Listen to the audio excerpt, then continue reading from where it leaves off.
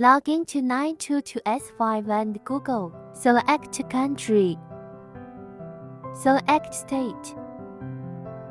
Select city. Click search. Right-click. Click on 30,000 used. Click port forward list. Let's copy one of them and use it. In the settings, select System. Click Open your computer's proxy settings.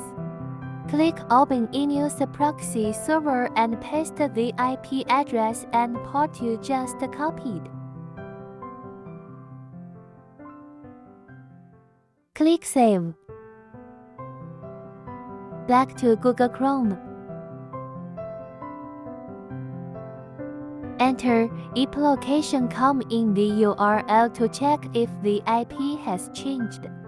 IP has changed, same as in IN22S5.